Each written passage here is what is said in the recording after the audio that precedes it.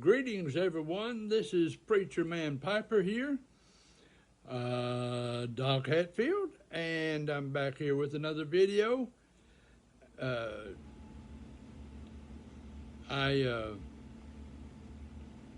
I was asked what I use for pipe tools, and I use these check tools right here. You know, they've got the all three tools that you need, and I got a bunch of those things. I've got 3 or 4 in my bag on the side of my chair. I got 3 or 4 in my travel bag for my pipes and tobacco, and then I've got always got one in my pocket. I've got one everywhere I go. I keep 2 or 3 or 4 of them here on my table. I don't have to have a special type of a tamper. I just use those. Those work fine for me. I've also got pipe nails like this, and then I've also got one of these, and I don't know where I got that. Somebody gave it to me, I think. I don't know. Anyway, I got it, and that's all that matters. And people ask me how I light my pipes. I usually light a full pipe. I usually light it with a match, and then I light it with my regular lighter.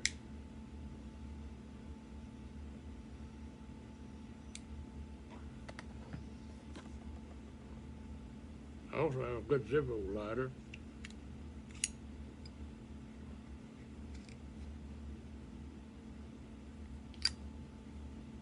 That and special to me. My wife bought that for me, and so I always use that one as my Zippo lighter. So anyway, I come on here because I wanted to talk to you and to tell you a little bit more about my life and tell you how much I appreciate you subbing to my channel. You just make my day. I'm telling you for sure. I so enjoy all of the channels, and the one thing I did want to tell you though was about this coffee cup right here, and to tell you that you need to buy that from the Bearded Welchman, because he had that made up so that he could sell it to make a little money to help him with his hospital and doctor bills and stuff. So let's give him some support and buy one of them mugs. I mean, everybody needs a coffee mug. I don't care if you've got 100 of them, you still need another one. And I have all kind of coffee mugs, and so whenever he said that he needed people to buy that, I wanted to buy one from him to help support him, and I'm just so thrilled to see that he's recovering and doing well. And it's not going to be long till he's back up and going just 100%. And it's just great to see him home and getting around and doing as well as he's doing. And I wanted to give you another story about my life, and to tell you my Elvis story. This is the one that my wife, when she heard this, that almost got her just to say yes right there when we got married. Whenever I went to her home the first time and walked in her house, she had Elvis pictures everywhere in her house. Every room had Elvis pictures. She loved Elvis. Has every movie that Elvis ever made, and I guess every album that Elvis has ever made. She just loved Elvis. And so whenever she heard this story, she didn't know what to think. But I was playing for a gospel quartet, and the man who was the father, it was a father and three sons, and when the father passed away, the sons just quit as a group. I think they went on to sing for other groups, I think, but I didn't keep up with them. But I came home to visit my mother and dad whenever the group broke up, and while I was at home, the phone rang, and my mother said, "Somebody's on the phone for you." I answered the phone. It was J.D. Sumner, and he said, "Boy," he said, "what are you doing?" I said, "Well, I'm home visiting my parents for the weekend." And he said, "Well," he said, "I heard about the death in your group there." I said, "I'm sorry to hear that." He said, "Are you busy tomorrow night?" And I said, "No, I'm not busy." He said, "Could you come to Dallas?" He said, Elvis is going to do a show here, and said, "We'd like for you to come." And said, we'll give you some, have you a ticket, and you come to the gate and tell them who you are," and said, "They'll bring you right in." And I said, "Well, I've never been to one of those type shows." He said, "Well, I want you to come, really. There's a reason for it." And I said, "All right." I said, I might as well be doing something. So I went to Dallas and went to that show, and after the show, they come and got me and took me back to the back, and I talked to J.D. and the Stamps for a while, and they said, "Let's go over to the hotel." So we went over to the hotel, and while we were at the hotel, big, huge room. I mean, it's big, huge room. It's big enough for a church to me. And about that time, down at the end of that room, door opened, and Elvis Presley walked in with several people behind him, and there was about 50 people in this room. And he come all the way through and come up to where J.D. and I was, and J.D. said to him immediately, he said, "Elvis, this is the man I wanted you to meet." And I'm going, I thought he wanted me to meet him. And Elvis said, "You hungry?" I said, "Oh, I'm always hungry." He said, "Let's go eat." So we went out to a restaurant that was just bought out for him and his group. There's about 75 people there. And we sat there and ate for about an hour. And he said, "Let's go back up to the hotel." So we went back up to the hotel, walked in this big old room, big old 9-foot Steinway grand sitting at one end of it. And when we got down there close to that, he said, "Sit down and play something."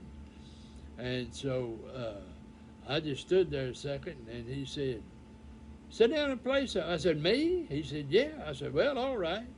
I said, "What do you want to hear?" He said, I don't know, play anything." I said, "Okay." So I played Amazing Grace. So when I got through playing, he said, "Play it again." I played it again. When I started playing it again, he started singing. J.D. Sumner and the Stamps started singing. And after that, he wanted me to play "What a Friend." Then we played "The Old Rugged Cross." And then I couldn't tell you what all we played. We played all night long, all up until 7 o'clock in the morning. And at 7 o'clock, J.D. Sumner said, "Well, it's time for us to go to bed." So J.D. Sumner and the Stamps left, and Elvis said, "Could I talk to you for a minute?" I said, "Yes, sir." He said, "I want you to know I've certainly enjoyed tonight." He said, "This was really a treat." He said, "This is my passion." He said, "I love to sing gospel music after doing a show." And I said, "Well, I've enjoyed it too. I don't know when I've had a good time like this." And he said, "I want you to come and go to work for me." And I said, "Go to work for you?" He said, "Yeah, playing for me." I said, "Oh," I said, "Sir," I said, "I couldn't do that." I said, I can't play that kind of music you play on stage." He said, No, I don't want you to play on stage. I want you to play every night the gospel music like we did tonight." And I said, "Oh." He said, "I really enjoyed this." I said, "Well, I did too." I said, "But I can't do that." He said, "Why not?" He said, "I promise you, you'll make more money than you've ever made before." I said, "I'm sure of that." I said, "But I'm an evangelist. I said, I preach revivals all over the country. I said, I played gospel piano concerts all over the country. And I said, I couldn't, I said, that's my calling. I said, and I can't abandon my calling. And I said, and besides that, my dad's a pastor of a church about 70 miles from here. And I said, you know, they might look down on him a little bit if they knew that his son was playing outside of the gospel realm. And he said, well, I understand that. I said, but I have to tell you, I don't know when I've enjoyed myself more. I said, just to sit and sing and play all night long. I said, this has been wonderful. I've really enjoyed it. And he said, so he handed me an envelope and he said, let's do it again sometime. I said, I'd love to do that. He said, well, you stay in touch with JD and JD will stay in touch with you, and whenever we can get together again, we'll do it. I said, all righty, I'll be glad to do that. But we never did get together again. That was the end of it. I left there, and they took me back to my car, and after I got in my car and everybody was gone, nobody could see, I looked in the envelope, and it was $500. And I thought, my, that's not bad. Just to play just like this for $500. I said, I could do that every night, that's for sure. I said, but maybe I'll be able to do it again sometime. But we never did get together again. And when I got home that morning, I got home about 9 o'clock, and my dad said, well, he said, I guess you're pretty wore out. And I said, no, I'm doing fine. And he said, well, I was going to ask you to preach this morning. And I said, well, I'll preach for you if that's what you want. He said, well, that's what I'd like. And he said,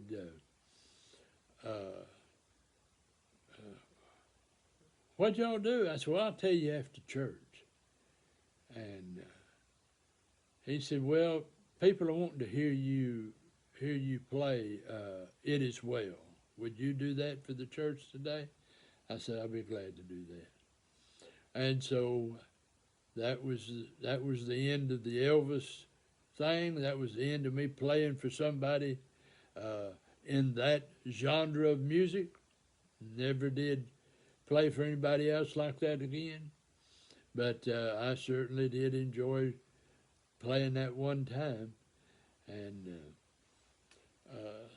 And when I told my wife all that, my wife said, I cannot believe this. Out of all the people I'd meet, I met you, and you're the one man that's played for him. And I said, well, you want my picture on all your walls? But she didn't. No, she didn't. But anyway, I had a really good time.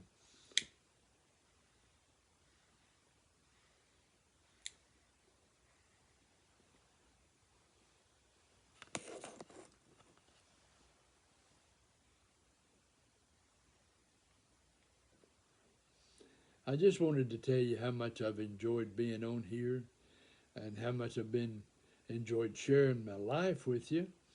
I've got a lot of stories to tell, and I hope that you'll enjoy it. I'm writing a book, and I'm hoping to get it out here within the next year. I've written one book called Wondrous Grace by Dr. James Hatfield, and you can get that on Amazon. And of course, it's all about grace and the wonder of grace, and so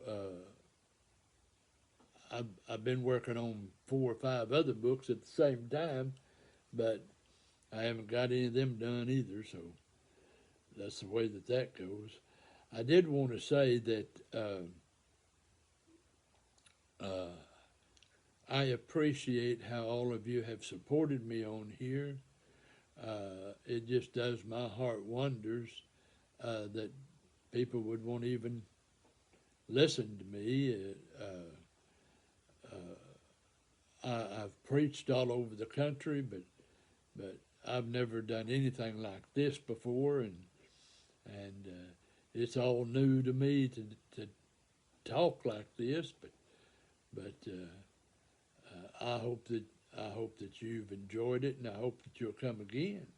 Uh, I did want to say to you though, did you know here within just the next few days it'll be Christmas? Yeah, Christmas, and your families are going to enjoy it. You're going to have some of the best meals you ever had. You're going to eat until you stuff and can't see straight. And then, of course, after you eat a little while, you're going to sit back and just take a good old nap. That's what you always do after a good meal like that. And I just hope you have a blessed time and a wonderful time, and realize that this is about the birthday of the Lord Jesus Christ. And I just pray that God will bless you. I pray He'll supply your every need. I pray that He will take care of every circumstance in your life. And I want you to know that every time that somebody subs me, I put you on a prayer board in my office. You can't ever see that board because it's between me and the Lord, who's on that board and who I pray for. But I want you to know I put you on there so that I can remember to pray for you individually. And I do mention every one of you individually and talk to the Lord about you. And I want you to know if you ever need prayer, just call me. Just let me know. Just send me an email. Send me a message on here. However you do it, I don't know how they do it on here, but anyway, send me a message and I'll be glad to pray for you. So until we see you again, may you have a very merry, merry, merry Christmas. Bye bye.